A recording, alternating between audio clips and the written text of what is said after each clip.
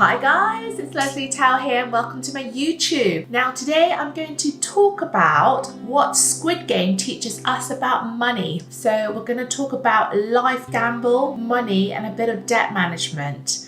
And just so you guys know that this episode is going to have some major spoilers. So you haven't watched the Squid Games before and you don't want me to spoil it, maybe you should hop to another channel. However, if you are a Squid Game fan, then I think you will really enjoy this video. So let me tell you guys a little bit about Squid Game. So Squid Game is the latest South Korean Netflix hit, which everyone is raving about. It was actually so intense that I had to binge watch the whole series in 4 days and probably some late nights as well. And literally I had a gaping mouth whilst I was watching this episode, well, the whole series. And this was especially so, as I think it was like in the first 2 episodes where a giant robot doll started blowing out the brains of losing players in a simple game of red light, green light. Now, there are 556 players in total and each with their own individual and unique story. But the common theme is that they're all very cash strapped, debt ridden and in a very desperate situation. Now,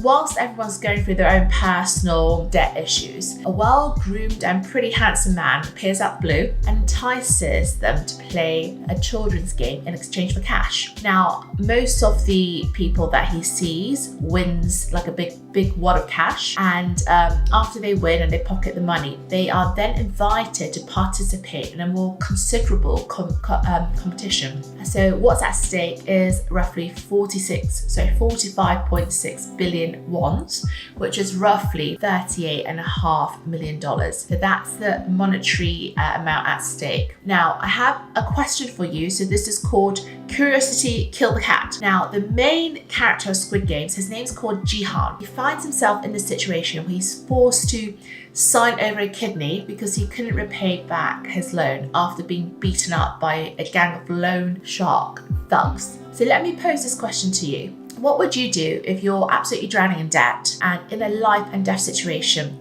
and some strange man offers you a lifeline by participating in some children's games? What would you do? At this point, we can at least relate to Jihan insofar as being curious about what this life-changing opportunity is under the guise of playing children's games. So comment below, guys, and let me know what you would have done at this point.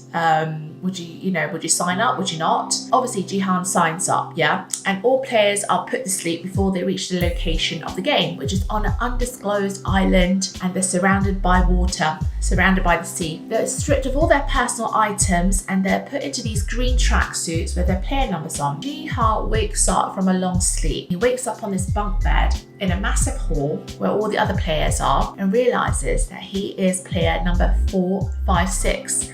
The last participant. Now, I've got a second question. I've called this Return of the Mac. At this point, all the players are guarded by masked men in pink uniforms carrying guns, and they're headed by a front man who's all in black. Now, it becomes apparent after the shooting massacre of many players during the robot red light, green light game that the death of each player equates to roughly 100 million won, and that is about $85,000. It also becomes apparent that only one player can win.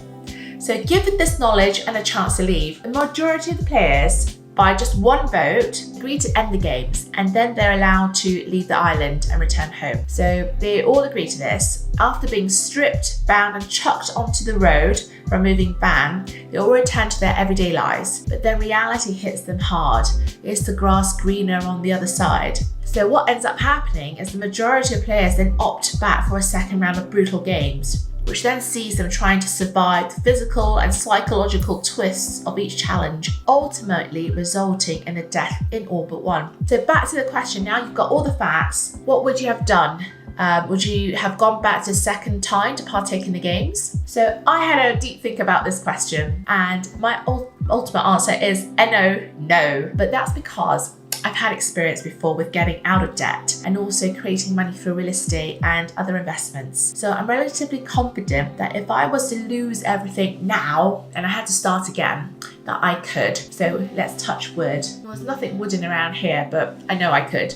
On the other hand though, guys, I'm also convinced that if I decided to attend the second part of the games, that I would definitely have ended up in the coffin like the majority of the participants. So the coffin that's dressed like some sort of gift chocolate box. So that would have been my prediction from my outcome, hence why I would not go back. So what would you have done at this stage? Drop a comment in the commentary below. So it's just interesting how you guys think, because some people gamble more than others, take bigger risks. It might be, you might get more results, but there's also more at risk as well. So it just depends how much risk you're willing to take. So what I'm going to do now, guys, is I'm going to give you eight tips on how to get out of debt now, just in case you find yourself in a desperate situation where you are drowning in debt. So I really hope that these tips help you, because they are tips that I have used and I have implemented for other people as well who have been in a horrible situation. The number one rule is don't bury your head in the sand, and reach out to people that you are comfortable talking to, who you know will provide you with moral support and a support system, and perhaps be an accountability buddy. Too proud or ashamed to face the reality of the situation. The faster you wake up and realize what the situation is, how much money you owe, the sooner the better, really, guys. So don't bury your head in the sand. Tip number 2, get in touch with a debt consolidation company or a consultant, or this could even be an accountant. You basically need someone who is good with numbers and can help you put together an actionable repayment plan and assist you with renegotiating some of those debts. Okay. Tip number 3, if your debt includes high interest elements such as credit cards, do set all your credit cards to a minimum monthly payment and start paying off the card with the highest interest first. Now, once the debt amount on that credit card is paid off, get rid of that credit card and repeat the process after the repayment of each credit card. So that, rewind this part of the video if you need to, because this is quite important advice. Yeah, it's obviously good to have a few credit cards. I have 2 because it can positively impact your credit score, okay? And what I do is that I use my credit cards and I collect points to use towards flights and other purchases. However, the absolute golden rule is that you need to pay your credit card off in full at the end of every month, okay? If you can't stick to that rule, it's probably best not to have a credit card until you can master the discipline of paying it off every month. And the reason for that, guys, is very simple. It's because a credit card attracts really high interest rates. So we're looking at, over 20, even over 30%, depending on the card per year. And that's a massive interest amount. This tip number 3 is very important because it gets you into a nice cycle, a nice behavioral pattern of discipline of money management and managing your debt. All right. Tip number 4, if you have loans due, go back and renegotiate the lender and work out a repayment plan with reduced interest rates if this is possible. So ideally, you would want a plan which will allow you to pay something off every month instead of having this one big lump sum, including interest, to pay off at some point down the road. You need to break it down into more manageable chunks so that you can actually implement it straight away in terms of paying off that loan. Tip number 5, your results are going to accelerate if you increase your income. So this may take form in either working overtime or taking a high paid job or even working a second job. There are also other ways to make more money, including selling your skills or services or even homemade products. So let me give you some examples. So you might decide that you might want to register yourself on a website called Fiverr. So my editor, who's editing this video at the moment, I pay him on an hourly basis, and he advertises his services on Fiverr. That's how we found him in the first place. Okay.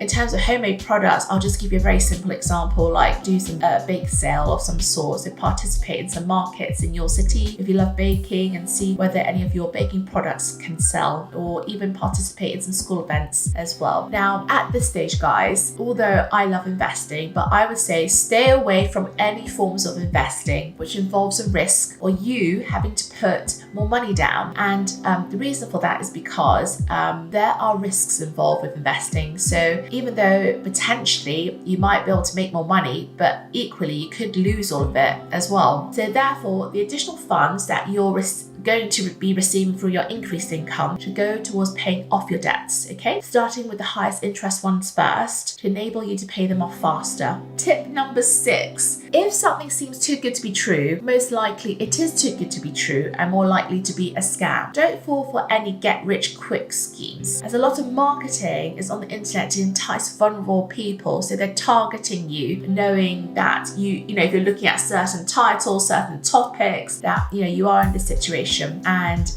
it's a marketing advertising thing, so don't fall for that. I know it might take a bit longer, but as you know, with the tips I've given you, it's a solid plan, okay? And I've got 2 more tips left for you. So tip number 7, don't expect a miracle overnight. It's not the end of the world, although it may feel like it now. You may need to have a debt repayment plan in place, which you need to follow consistently and to the T. It's going to create great money saving and management habits in the future when all the debts are going to be paid off, okay? So there's a little pot of gold at the end of the struggling rainbow, but you will get there. And my last tip, which is tip number 8, never agree for anyone to sign away any of your organs to repay your debt! Exclamation mark.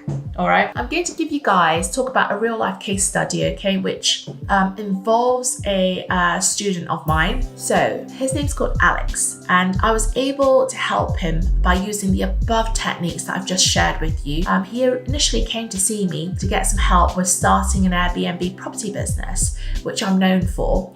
And when we had a look at Alex's finances, it was probably the worst case I've come across. Sorry, Alex, but just being truthful. And I know if Alex is watching, he'd be happy for me to share this with you guys. But Alex had around over 20 maxed out credit cards, personal loans, bank loans, and every family member had the same debt issues and money habits. So Alex was in every sense over leveraged and hanging by the last thread. So I stopped him from starting an Airbnb business, as it's not a get rich quick scheme, and there are risks involved, which involves startup costs, which he couldn't afford. So instead, we worked on reducing his debt first and bettering his financial habits. That was really important. 2.5 years later, so now the majority of Alex's high interest debts have now been consolidated, and he also has an increased income by getting a higher paid job. So I think what Alex was doing before was he was getting inconsistent income because he was a delivery driver or something. But then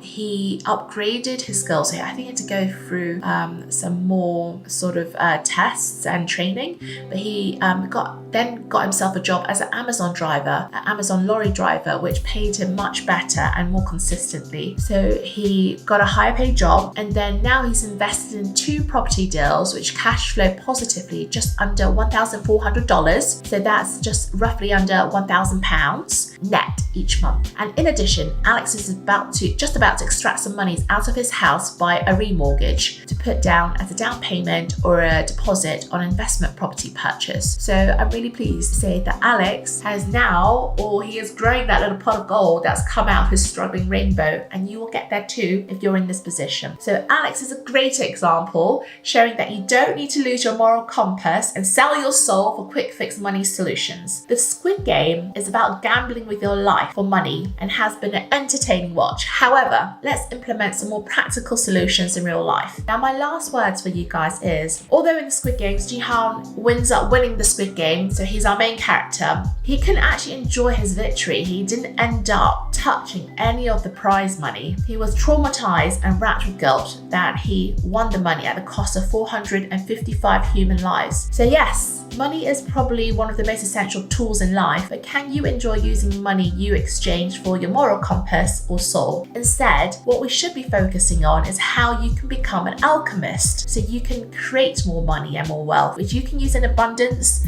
with a clear and happy conscience and have a great night's sleep every night. All right. So guys, I'm signing off, and my last words are, I'm hoping not to see you guys in series 2 of the Squid Games, because that means that you didn't watch this video, and it would really help, guys, if you enjoyed this video and you enjoyed the analogy and the analysis I made for the Squid Games and debt management, to give me a thumbs up. So it'd be really cool if you could smash the like button so this video can get out to more people who might need it. All right, so thank you all very much, and hopefully see you guys in my next video. All right, bye.